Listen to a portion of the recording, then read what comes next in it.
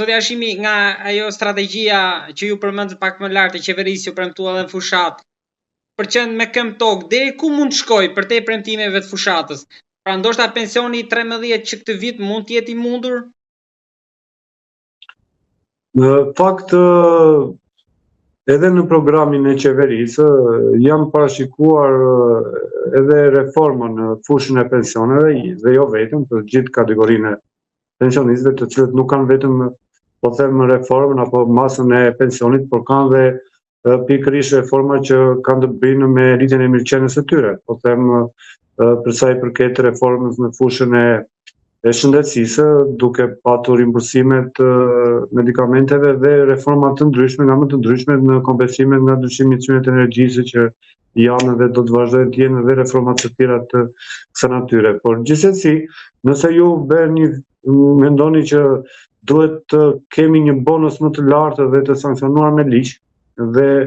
jo ajo që jemi mësuar në fund vitit, që vitin e kaluar ka patur një bonus 10.000 dhe 15.000 lekë në bazë të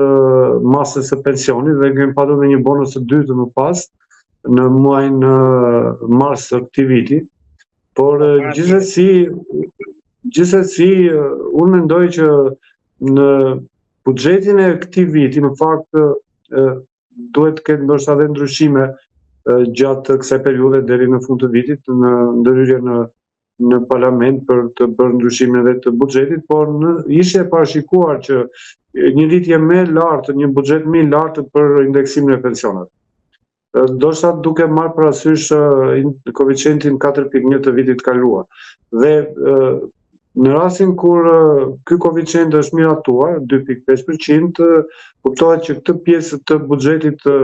të parashikuar për pensionistët ndoshta shpërndahet në fund të vitit në formën e bonus. Dhe sa i përket asaj që thatë ju që do të kemi një pension të 13, apo do kemi një masë bonusit të përcaktuar me ligj, dhe jo siç është deri sot, që në fund vitit vendos Këshilli i Ministrave për masën dhe kriteret e bonusit, unë do ta përshëndesja dhe mendoj që nëse është parashikuar në programin e qeverisë dhe do të jetë e parashikuar dhe në buxhet për vitin 2026 dhe në vazhdim, unë them që duhet bërë që mos pritet, po them, fund viti, po çdo pensionist ta di, të jetë i njohur që në fund viti do të ketë një bonus tashmë të përcaktuar dhe të vendosur me ligj. Megjithatë, edhe gjitha këto ashtu sikur e kemi diskutuar dhe për hera të tjera, nuk është se i shkojnë problemit në rrënjë, pra reforma kalon tangent, pra ende nuk po guxojnë që të futen për një reformë të thellë. Në djenin time janë ulur jo vetëm strukturat tona, po them Këshilli i Ministrave, Instituti i Sigurimit Shoqëror apo Ministria e Linjës, por janë ulur dhe faktorë ndërkombëtarë siç është Banka Botërore për të patur dhe për të mbështetur një reformë në fushën e pensioneve. Unë do të thoya që nëse bëhet fjalë për vitet e fundit, reformat, ndryshimet që ka pësuar ligji,